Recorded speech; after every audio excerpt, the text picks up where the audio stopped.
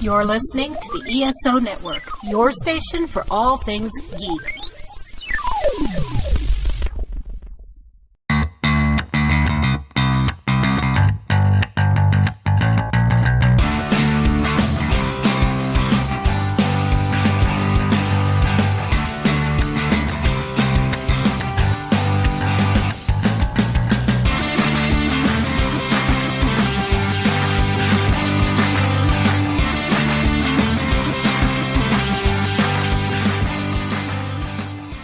Hey there, music lovers. This is the Modern Musicology Podcast. And just like last week, this week we have Alan, Stephanie, and Rob.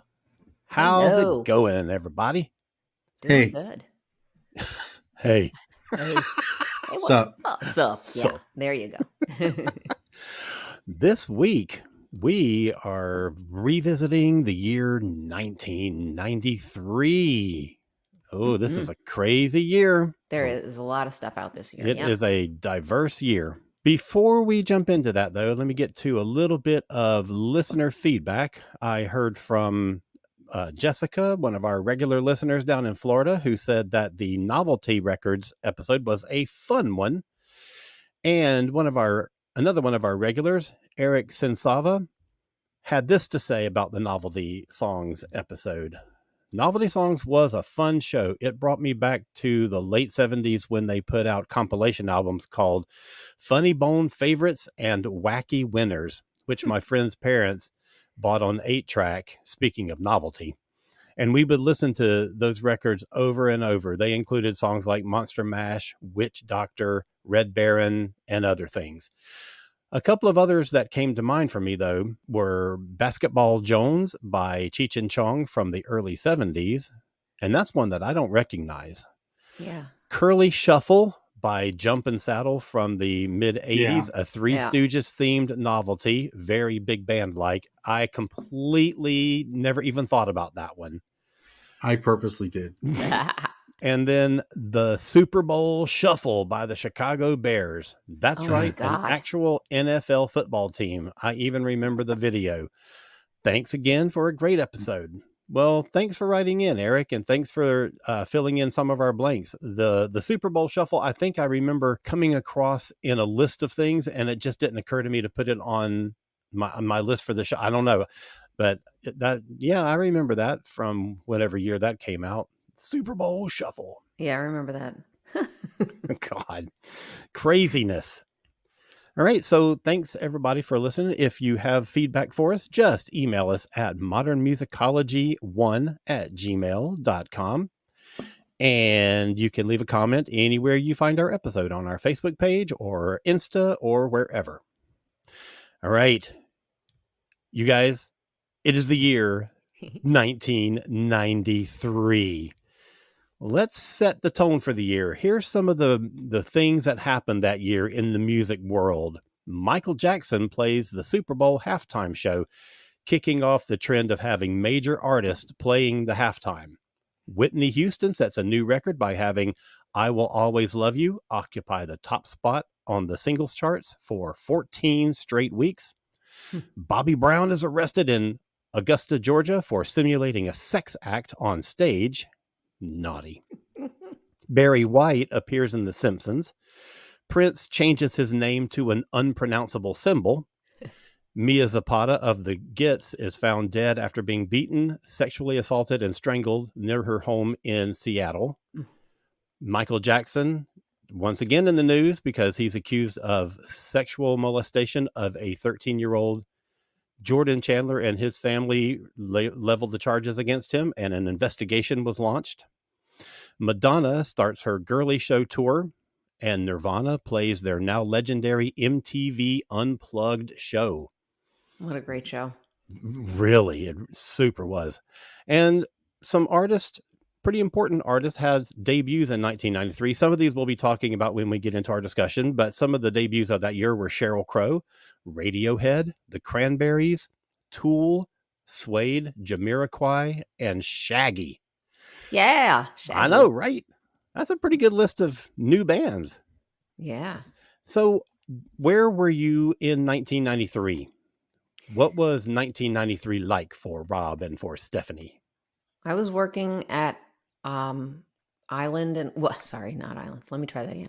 I was working at Charisma Records, which was pretty much folding at that point into Virgin Records, and I was chatting with Rob still because we were, and I actually have a couple albums on my list that meant so much to me from that year that I'm going to be talking about, like Jellyfish and Verve Yeah, albums that I actually worked. So, well, I Rob, figured you'd have some on. we can join that. You can join my discussion, Rob, on those because I know I just took maybe one or two of yours, right?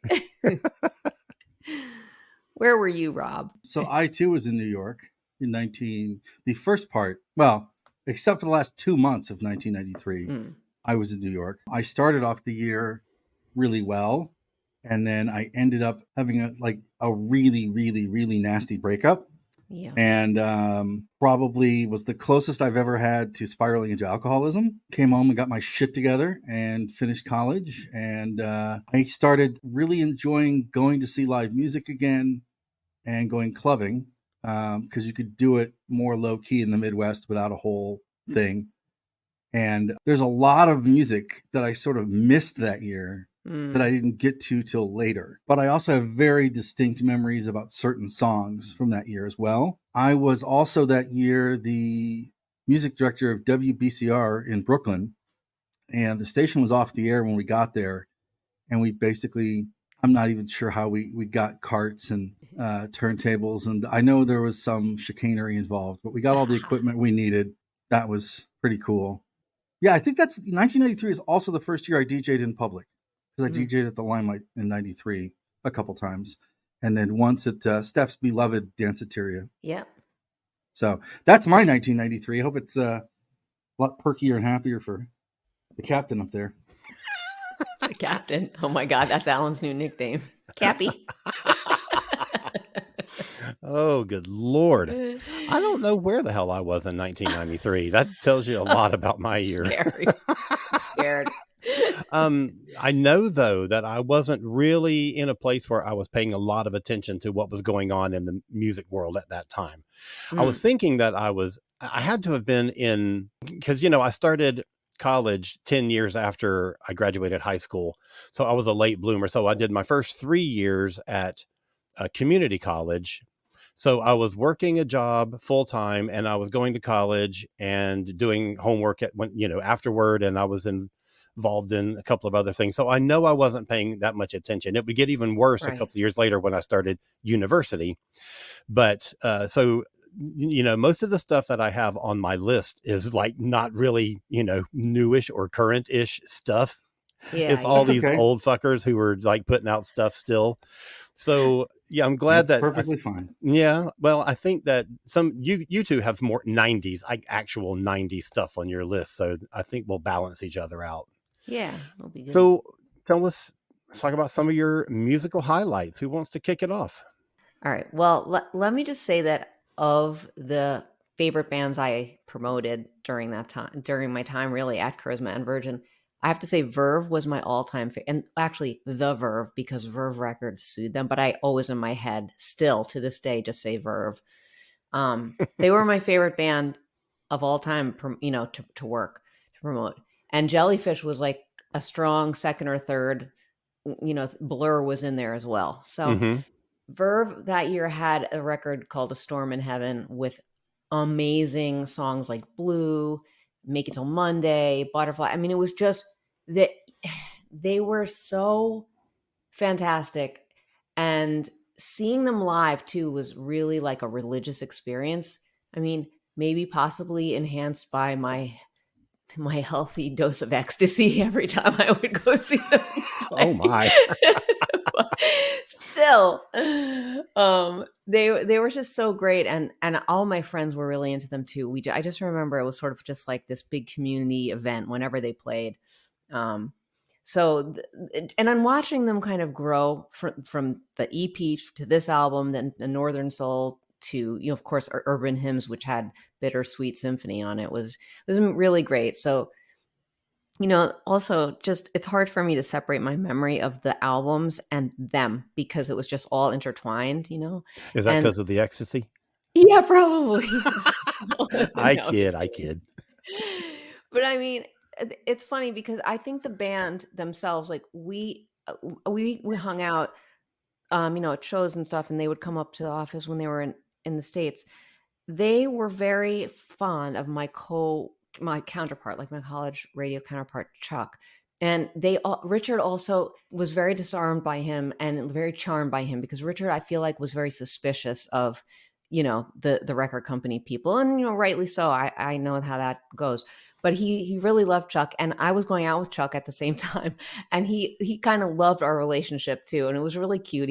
They were just really friendly with us. And anyway, just very good memories. Amazing songs on that album. And so then also the same year, Jellyfish came out with Spilt Milk. And I know Rob would sort of beg to differ with me on this issue that this isn't the best album of theirs of the two. But I think it's just, I don't know. To me, this is one of the greatest concept albums ever. It's so rich in like texture and style. It's, kind of Beach Boyish and that whole harmony thing. And I think I've said this before on the show, I'm not sure we picked the right single to go with. It did do well. Ghost at Number 1 did do well. But I mean, I would have picked like Bye Bye Bye or Glutton of Sympathy. And I don't know. Anyway, to me that was a smash album, and it still is to this day. So those are my two favorites from working at Charisma/Virgin. Steph, I'm just going to say, I hope you never run out of cool stories to tell about that time. Aww, 'Cause I love listening to your stories so much. Thanks. All right, Rob, what's up on your list? Well, 1993 was the year that Kurt Loder yelled at me, which was pretty awesome. So I was at MTV, and I was walking in the building, and he was walking out. He goes, "Get out of my way!" So that was fun. I knew I was in New York when Kurt Loder officially yelled at me. And then, Steph talks about working at Charisma.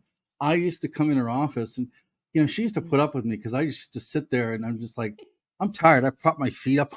It's like she's got like these two kids that look like they fell out of the Bowery coming into her office. Like, "Hi, we're here to see Steph." I liked getting visits. And after a while, it was like, she's down there. And you worked another record that it's not on my list this year, but another record you worked that year was great was the Kirsty MacColl record, the Was Titanic that from Days. 93 though? Titanic Days is 93. Titanic Days, yeah.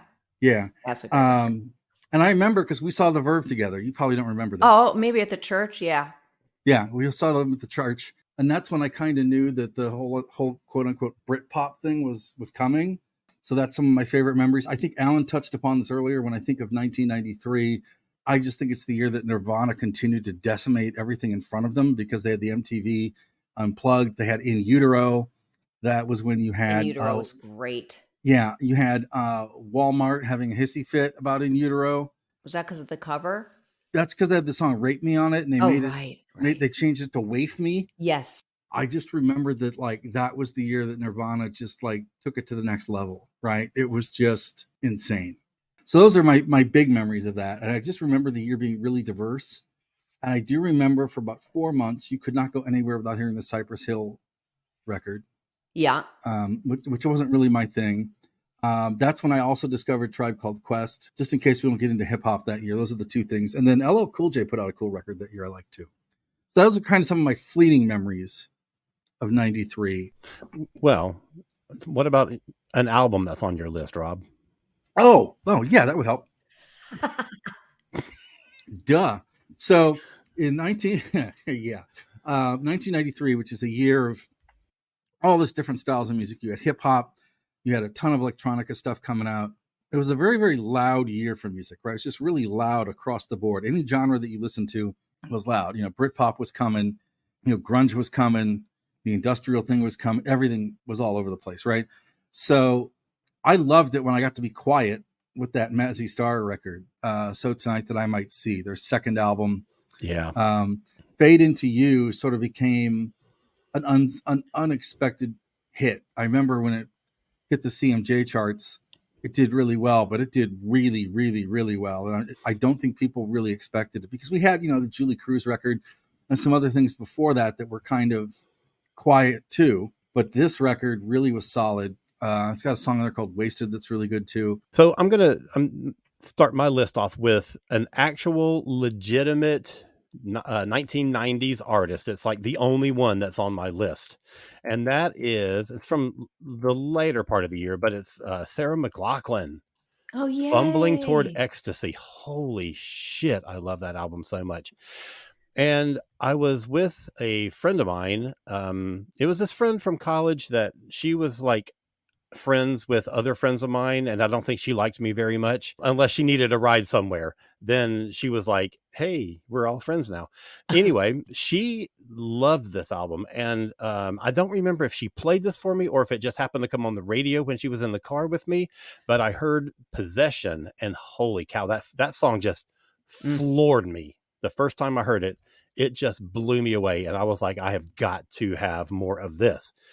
So I went out and bought the album, and it turned out to be just as amazing as that first song is. And every single song on the album is a highlight. So there's songs like Mary, Wait, Hold On, Elsewhere, Circle, Fear, the title track. I mean, every song on it is just a kind of a mellow banger. It's so good. As Anthony would say. And I just feel like there's like no other Sarah album has really stacked up to that one. And I've loved the other albums that she's put out, the two before this one. This was her third album, and the couple right after this. But I don't think any of them were as good, as diverse, and as solid as this one was. It's just amazing. She's awesome. I love her.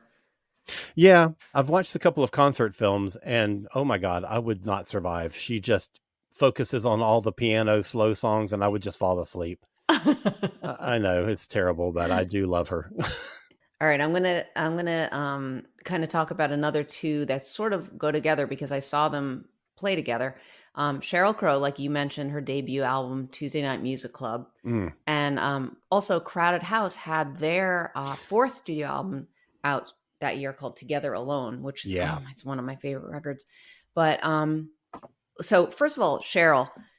Wow, what a debut. I mean, I don't know if you remember like the first time you heard and saw Leaving Las Vegas, but that to me was such a stark, interesting, and standout song, and video. So to me, she just kind of really came onto the scene with a bang.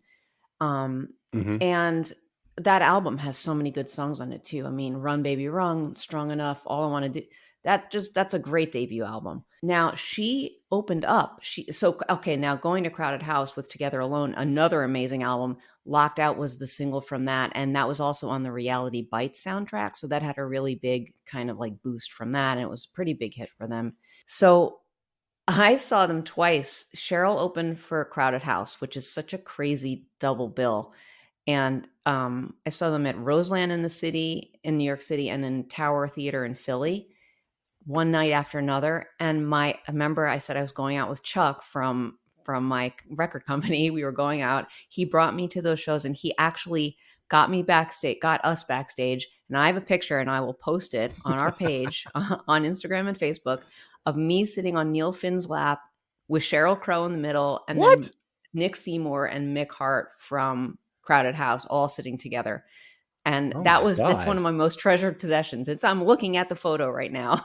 Oh my gosh. To see Sheryl open up for Crowded House, it was amazing. She was, I had never seen her play. Obviously, I'd never seen her play before, but I had never sort of seen anyone play like her and warm up a crowd the way she did. It was so powerful. She really did a great job getting everyone pumped up for Crowded House because she herself was so amazing, and the crowd really got into it. And then they came out, and it was just, the shows were really amazing. Sheryl Crow used to be playing a couple bands in St. Louis that I saw growing up, and she was in a band with my friend Kip Louie. Oh wow! Right? Oh wow! I believe it was a band called Bell Star, and they were kind of working on a record, and it was kind of happening. And I don't know the story of it, and it was amicable. They just didn't click. Right. Musically. So he fired her up from his band. Mm-hmm. And that's the last band she was in before she was a solo artist. Wow. So his claim to fame is like, yeah, I'm responsible for solo Sheryl career. Crow. Oh, that's awesome. Oh, that's funny. Real quick, I just want to talk about Together Alone. And I've mentioned on the show before how much I love Neil Finn and think he's just an incredible songwriter and singer. Yes. But that's just such a good album. I mean, Private Universe. Oh my God. Distant Sun. Distance, yeah. Did we just say that at the same time? Yes, we did. And Catherine Wheels. Yeah. I love Pineapple Head, which is a weird song, but I just love it. Me too. Yay. I just think that's such a great album. Also, like the way he ends that vocal on that song, like that's such a great, that's such a perfect. Yeah, that so good. Black and White Boy, In My Command. There's no bad song on that album. Right. One of the things that really bugs me is that, after that first burst when they broke, Crowded House never really got a fair shake in the American press over here, at least in my opinion. No, I agree. The songs are more, like the thing about this record, the songs are more nuanced. It's one of those records where you don't hear an obvious quote unquote hit, right? Well, Locked Out, I think but maybe, But I mean, it's one of those albums like, okay, it's got the hit and the rest is an album. Mm-hmm. It's one of those things, but it doesn't have like, oh, this is a big hit, which I don't care about when I listen. But I just love the fact that it's got a very distinct tone and mood to it. They knew what they were doing. They wanted the record to sound this way, and they did it. Well, this was the first album also produced by Youth, not Mitchell Froom. And also they added Mark Hart. So it was a little bit of a different sound, too, for this album. This is kind of the end of their original run, too, because the next album they do is like 15 years later. Time on Earth in 2007. Oh, you mean together, like with the just... as far as like, album, and then they have like this huge break before another album comes out. Woodface, right, was before this. Sorry. It was. Was. Mm-hmm. I'll kind of keep it in the same ballpark where you kids are, and I'm going to add Rid of Me by PJ Harvey. Yeah. Produced by Steve Albini. Mm-hmm. He did a lot of significant stuff that year. Yeah, he did. And you can't get more 90s than him. That's true. Yeah, I saw him in a record store in Chicago in like 97 or 98. And I was terrified to death to meet him because it's not always supposed to be a pleasant experience. And it was just kind of there. Anyway, you've got a really great cover of Dylan, Highway 51 Revisited on there. You've got Dry. You've got 50 Foot Queenie, which was 50 Foot Queenie was kind of the beginning of alternative commercial radio. That's like when I first started hearing this kind of music on a regular radio station. That was one of the first songs I heard. But I think pretty much, even though it's her second album, by the time you got to Rid of Me by PJ Harvey, you kind of knew that this was an artist that you had to watch and keep an eye on, and that had a really interesting way of writing music, writing songs, and then also was not going to compromise. And I just think it holds up really well too. I think it holds up better. I think it's better with age than it was when it came out. Okay, so there's this guy from the late 80s that puts out his third album in May of 1993. And I just got to say, man, Terrence Trent D'Arby never equaled his debut album, but his third album, Symphony or Damn, is pretty close. It's much more rock-oriented. It's more like rock-oriented funk. It's got much heavier guitar than his first two albums did. And there's some really great stuff on there. Do You Love Me Like You Say You Do? Baby, Let Me Share My Love. And then there's this duet called Delicate, which is, he does this song with Desiree.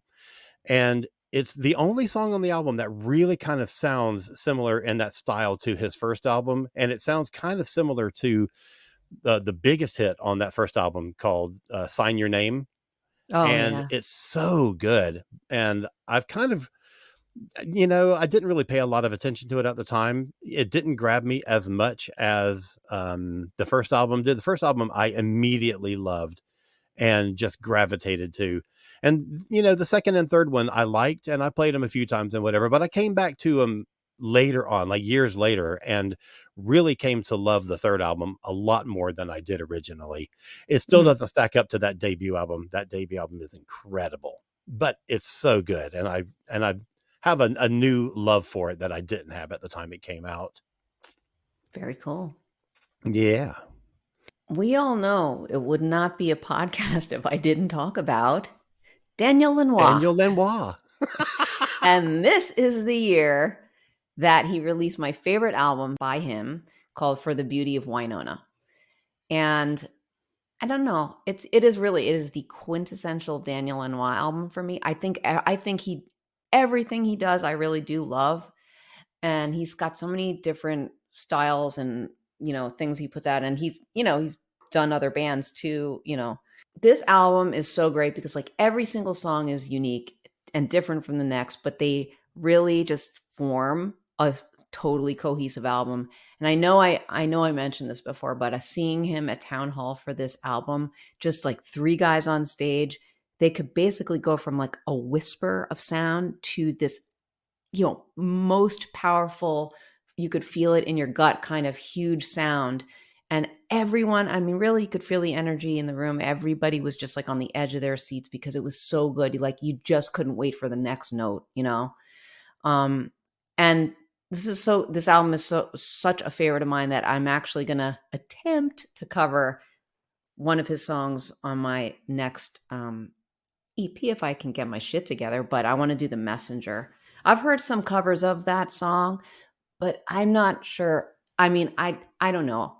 I kind of think I want to just do it sort of similar to what he does, but just a little bit different, a little varied. But anyway.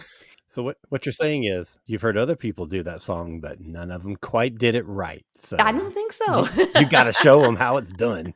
You know what? I don't know. Cover songs are weird, right? Like some of them I really like and some I just don't. And I don't like when people really, really totally vary shit up unless they do it in a really great way. Like it has to be really great for you to just take a song and really do it differently, I think. Yeah. I don't know. It's a hard thing to do. Yeah, it's just my thing. That's just my personal opinion. Anyway, if you don't have For the Beauty of Wynonna, you better go get it. And that's a threat. Yeah. Stephanie's going to come get you.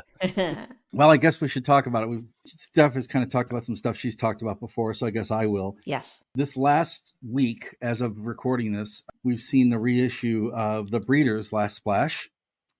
And it's 30 years old. And, oh, yeah. Pixies, the demise of the Pixies has happened. And Kim Deal was anxious to set off into the world and make her own record with her sister and some friends. And they ended up making Last Splash. You got Cannonball. And then you've got Do You Love Me Now, which they also released as a version with her and Jay Mascis, and Divine Hammer. Driving on 9, which is kind of this weird road wang song on there. Cannonball, the lead single was one of those things that was really all over 120 minutes at the time. And sort of, as I mentioned before, kind of the start of commercial alternative radio. You could not go anywhere in the summer of 1993 without hearing the Breeders. You could not. It was everywhere.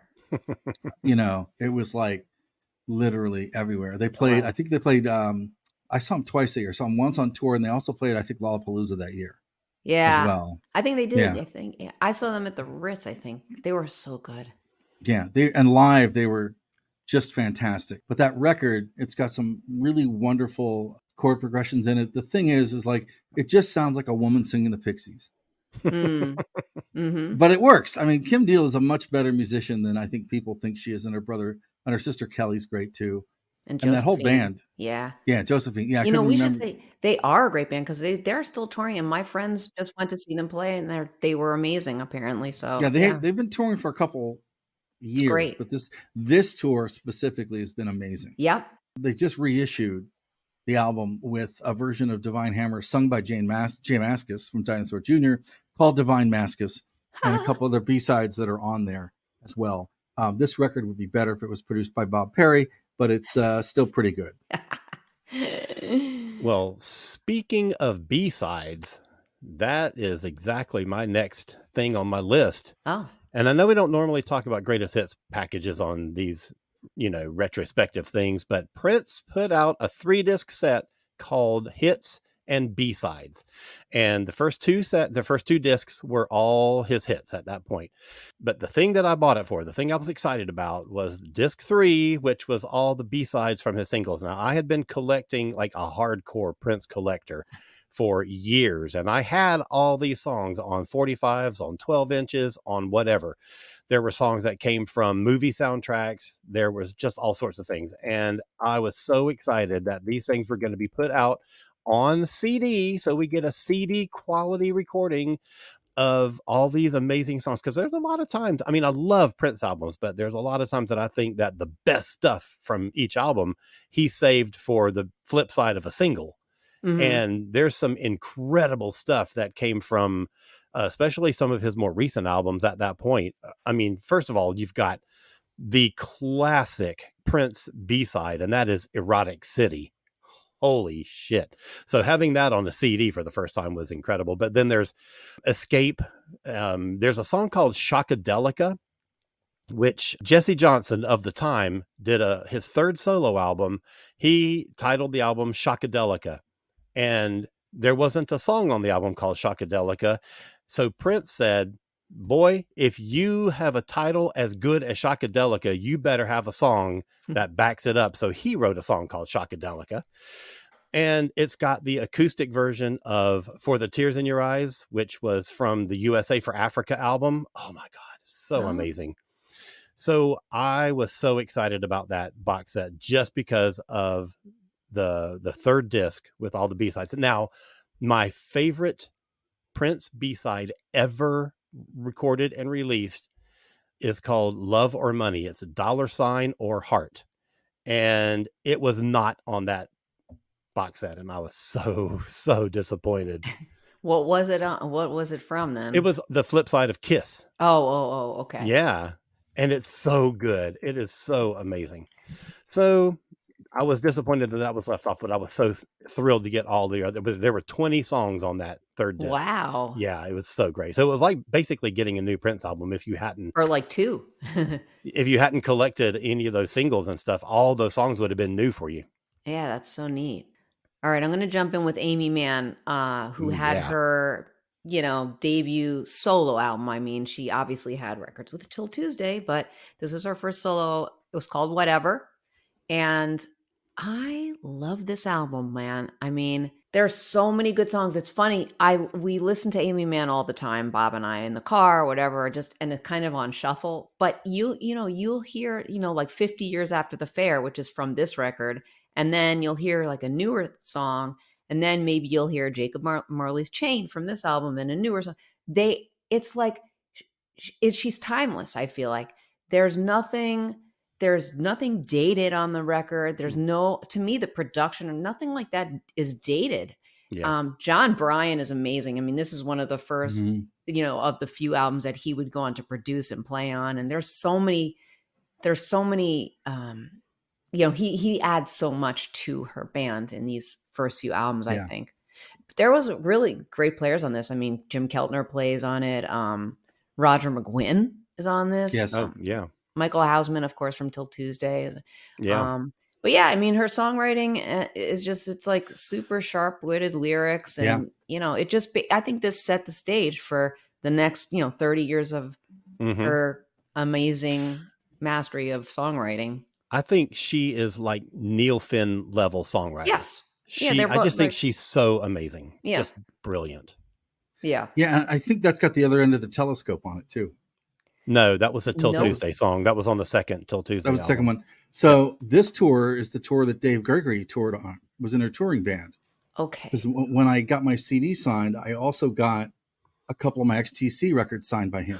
Oh, so wow. your point about her having a great touring band is fantastic. Mm-hmm.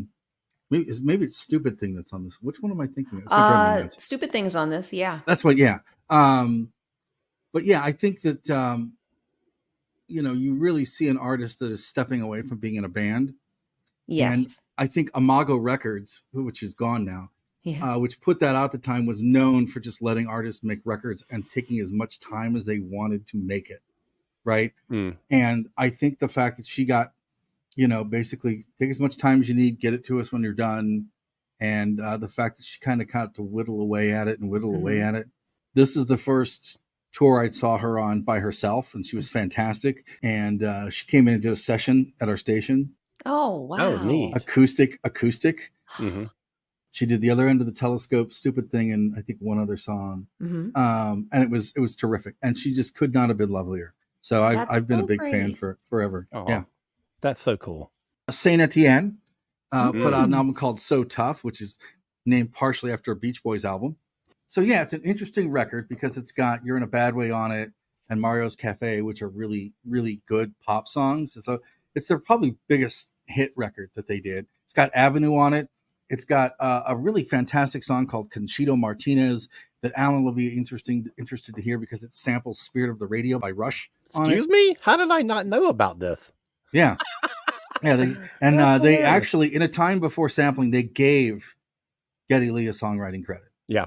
Wow. I saw them countless times from 92 to 94, but this record was just like them being a really great pop band, sort of like a rainy band from England doing like sunny California songs, and it's really shimmering pop. It again is a departure from a lot of the other stuff that year, because you kind of are starting to see the Sundays and the Laws and some of this kind of Yes. jangly British, but this is it kind of combines that Summer of Love sound with more traditional pop elements coming through that year. And So Tough is just a fantastic record. So that's mine.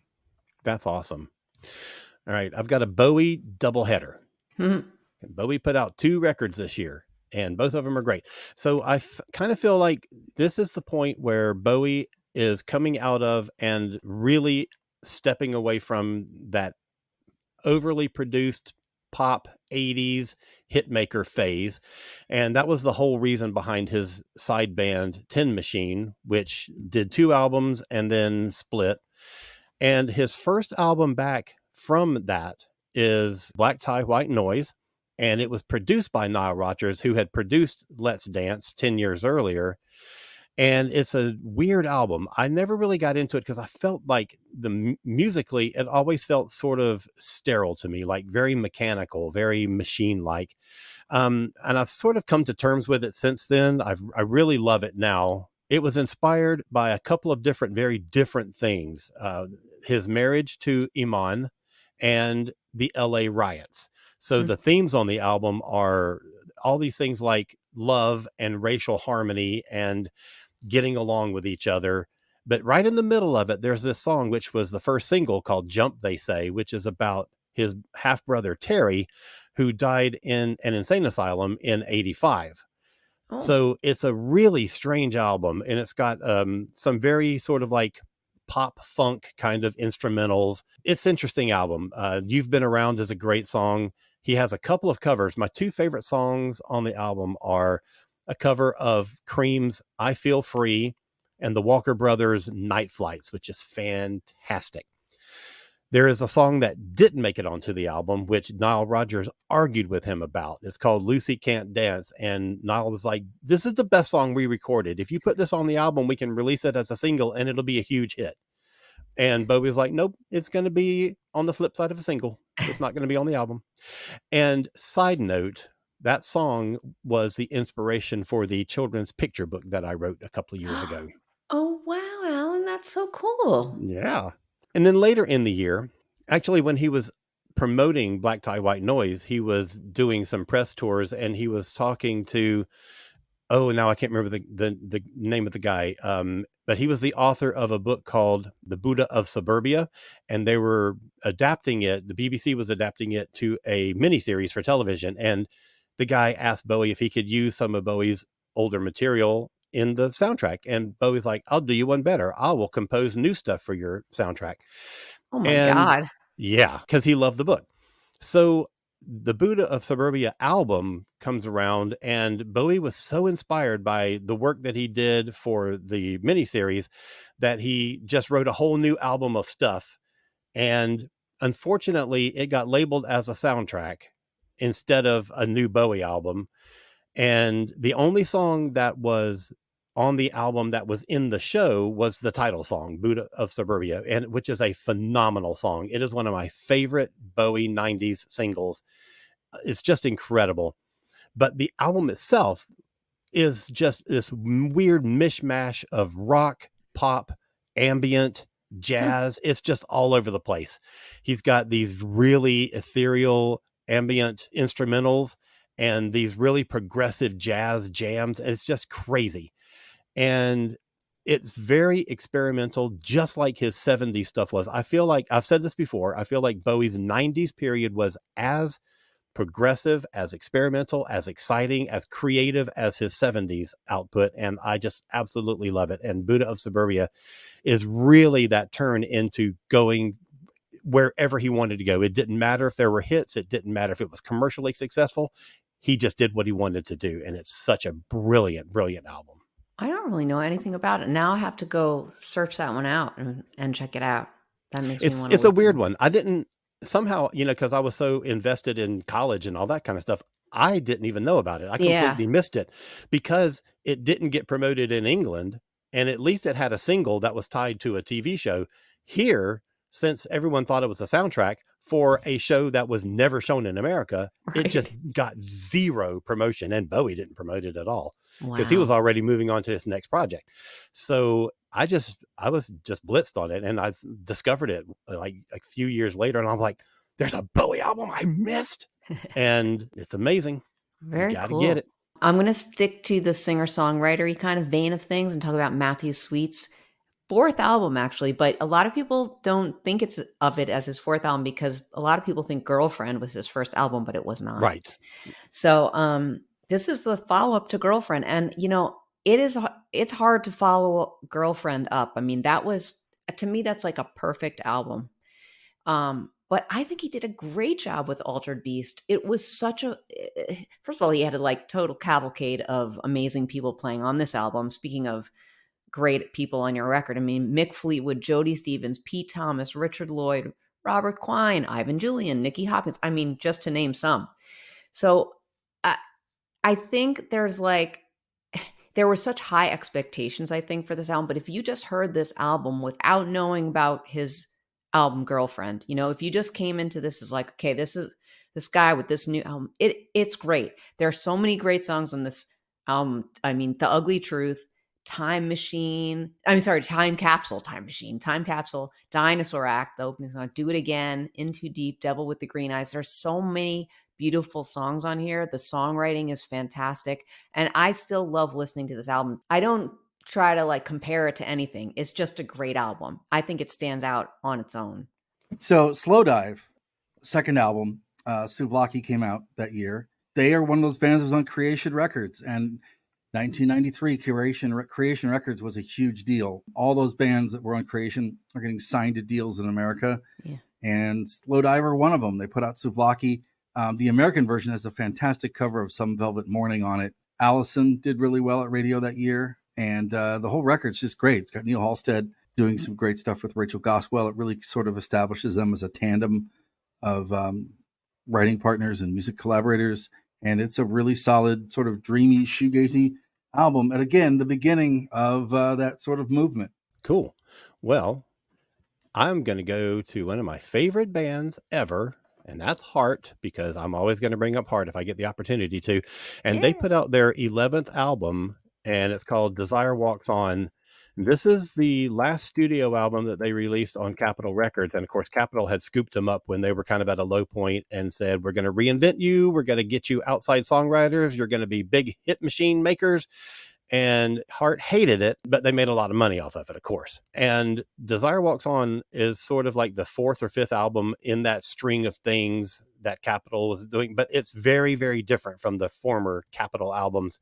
It's very much driven by Ann and Nancy. They only have a couple of songs by outside writers, and that was just to, as a capitulation to the record label. But at this point, they're like doing the big kiss off of like, we're done with that whole scene, Capitol. Thank you very much, but we're moving on. Our desire is walking on. And I remember when I went to buy the album, I went to a record store that a friend of mine worked at, who was also a big Heart fan. And I'm like, hey, have you listened to it yet? He's like, yeah. And I was like, so what do you think of it? And he kind of like side-eyed me and he said, it's like they learned how to play guitar again. And it's so true. When you listen to this album, it is like a much heavier album than anything they did in the 80s and their 1990 album. It's very much a return to their hard rock kind of sound. It's got big guitar sound. Mhm. And it's just got great songs like Back on Black, Back to Avalon, Rage, which is just a slamming song, In Walks the Night. And it's got this great cover of a Bob Dylan tune, Ring Them Bells, which Ann and Nancy sing with Lane Staley from Alice in Chains. It is so good. Cool. Yeah, great album. So it was nice to hear them being a rock band again. Yeah. I'm going to go for Duran Duran self-titled album, but it's also known as the Wedding Album. Yep. Yes. 7th album of theirs, but this was a massive comeback for them with Ordinary World and also the song Come Undone, which is another beautiful song. But Ordinary World, I mean, what can you say? It's so beautiful. It's just stunningly beautiful song. Warren Cucurilla's guitar, the solo is, that solo is just instantly recognizable. Yes. It's like a classic solo. Simon wrote that song about the death of a friend, and I feel like, the whole emotion comes through. It really translated to a huge audience, and it just slammed them back into the charts, absolutely. Deservedly so. It was amazing. Yeah. I thought that was Warren's first album with them, and he did he stayed with them for quite a while after that, and I just thought he was an amazing addition to that band. Oh yeah, that guy played with everyone from like Zappa to Missing Persons. So yeah, he's just such a great player. Yeah, he added a lot. So I'll jump in, and we've talked about on this podcast a little bit what happens when bands get really, really massive and they sort of change how they sound or do some things, and it kind of freaks people out. So Depeche Mode did that in 1993. They did their 8th album, Songs of Faith and Devotion.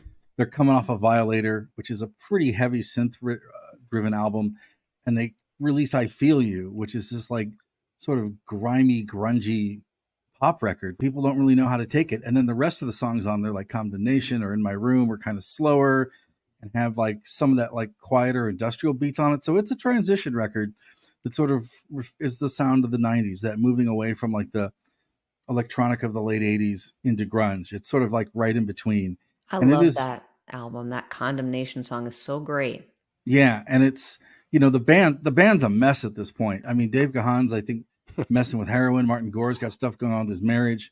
When I saw them at the Limelight one night, when this record dropped, they were a mess. Right. So the fact that they even finished this, and this is the tour that almost broke them up. This record was hugely commercial, which they needed after Violator. They built this, sort of trilogy of records with Music for the Masses, and then Violator, and then this, where they're big. And this sort of like encapsulate them as an arena band. It sealed the deal of them being an arena band. All right. I've got a new Kate Bush album. It came out in November that year. It's called The Red Shoes. It's so good. It's very different from all the things that she did up to that point, but she kind of changed focus. Every album was very different from the other ones.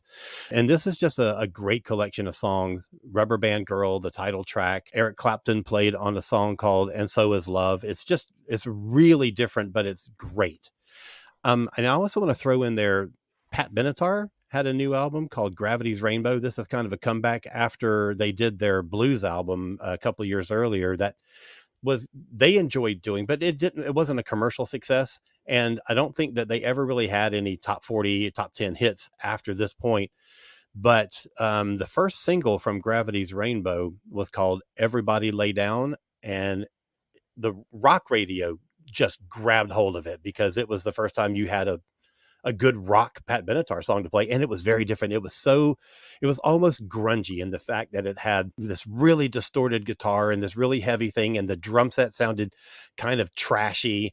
And there was an edge in Pat's voice, and she didn't do a lot of the vocal layering with harmonies and everything. It was just this raw song. And I was like, holy shit, this is amazing. And I loved it so much.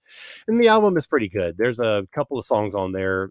Somebody's Baby is really good. And the difference about this album was that most of their albums are a mix of stuff that they wrote and stuff that came from outside writers. And this is 100% them.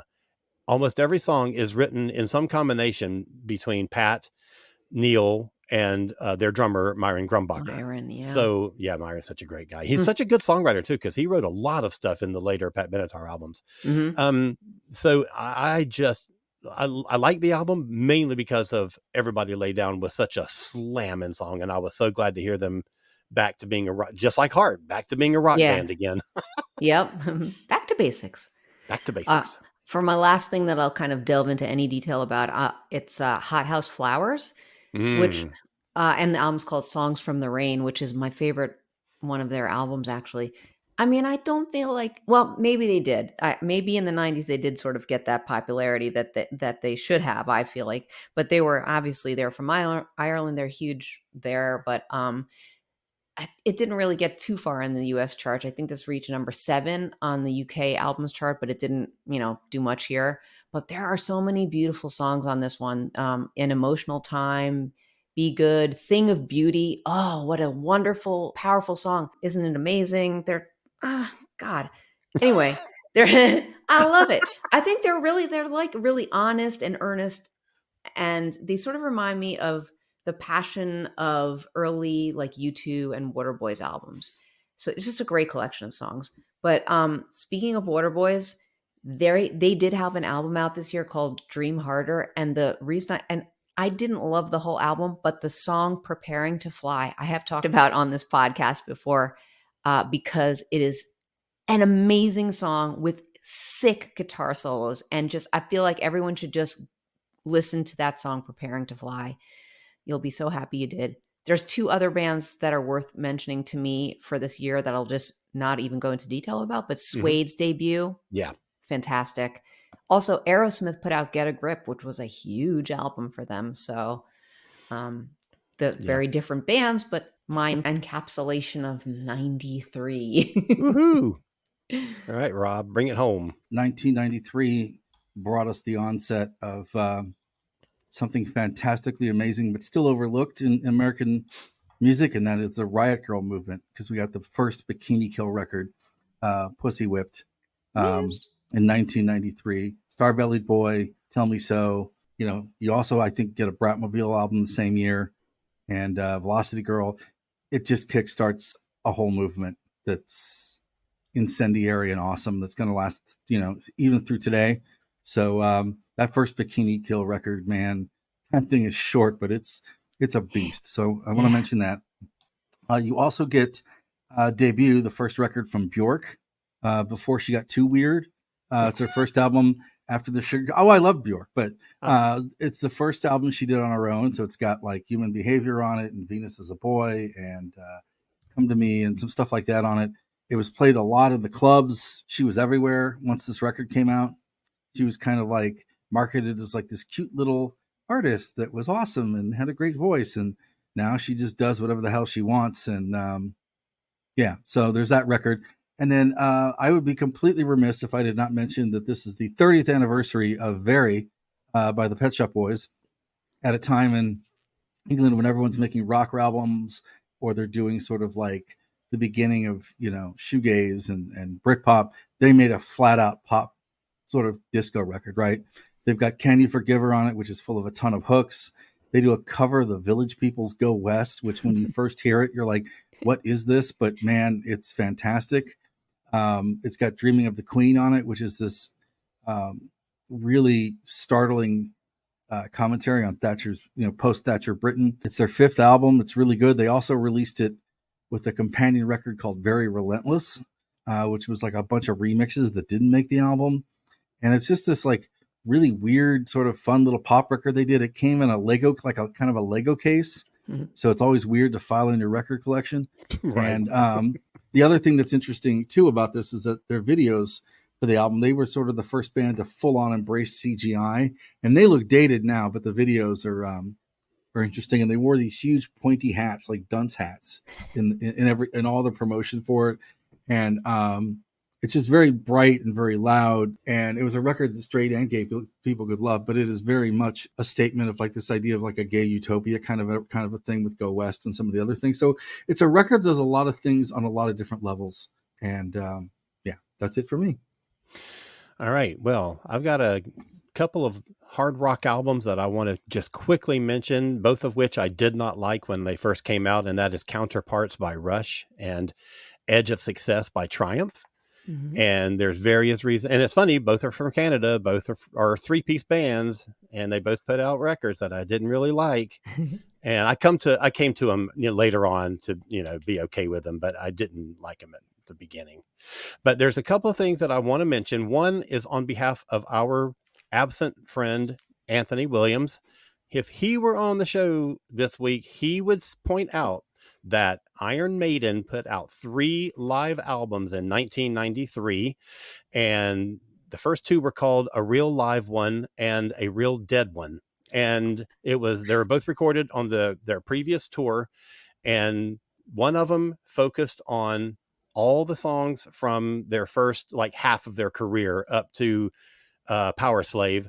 And then the other one was all the songs from that tour on the albums after Power Slave. So it was kind of an interesting thing. And then the third one was Live at Donington. They were I think this was their second time appearing at Castle Donington. And it was from that same tour. And so it's another album that includes a lot of the same songs that were on those first 2 records. Cool. And then the last one, and this is just bringing it on home. And and I have to mention this because I love my sweetheart, and my sweetie is a big Celine Dion fan. So I got to say that The Color of My Love was her 3rd English language album. I think it's like her 8th album or something, but this is her 3rd English language one. And the first single on that album was The Power of Love, which was a cover of that Jennifer Rush song from 84, 85, whenever that was. And I was looking at the track list, and the only other song, there was 8 singles from this album, and the only other one that I recognized was When I Fall in Love. And so it's, there you go. Celine Dion. Celine. We're wrapping up 93 with Celine. That's right. And a promise to my baby. Aw. That I would mention the album on our show. That's nice. Well, there's so many. I mean, there were a million albums out this year, too. Yep. We could talk forever about this year, but it's hard to not go on exactly. and on. But I'm Drew Leiter. And I'm Cletus Jacobs. And we're inviting you to join us as we delve into the dawn of the DC. We'll be reviewing new titles such as The Unstoppable Doom Patrol, Shazam, Green Lantern, Titans, Justice Society of America, and more. We'll also be reviewing DC Television's final season of The Flash, Titans, and Doom Patrol. Join us every week on the Earth Station DCU podcast, part of the ESO Network. Yep. So that's 1993. woohoo. We did it. We got to the end. Woo. Oh my gosh. So I think that does it for us this week. We are going to be back next week. We are going to be talking. We got a sort of a lighthearted topic for next week. We're going to be talking about opening bands, the good ones, the crappy ones, the ones that we've played in. It's going to be fun. We're going to be talking about all kinds of things. So until next week, we are Modern Musicology, and Modern Musicology is made up of Stephanie Seymour. Where can we find you, Stephanie, when you're not on our little podcast? You can find me on Facebook at Stephanie Seymour Music. You can find me on Instagram at there_r_birds.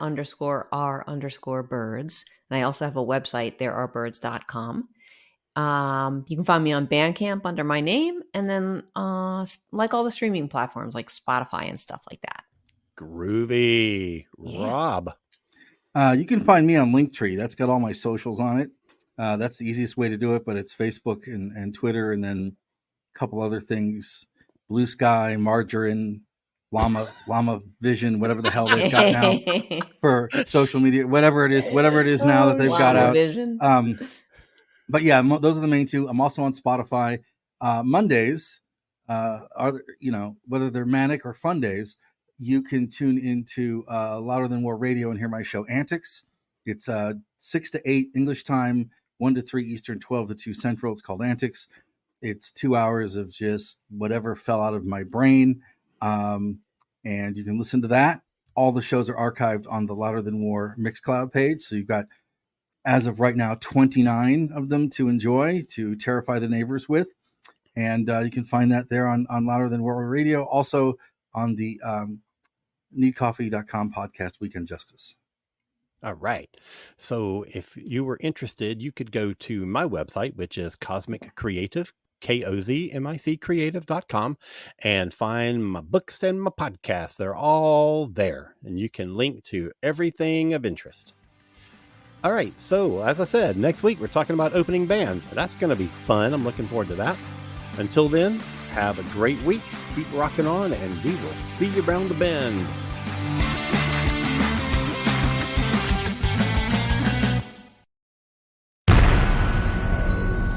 This has been a broadcast of the ESO Network. Be part of the crew and help support our shows by donating to our ESO Patreon or by shopping for the TeePublic store, which can all be found at www.esonetwork.com. The ESO Network, your station for all things geek.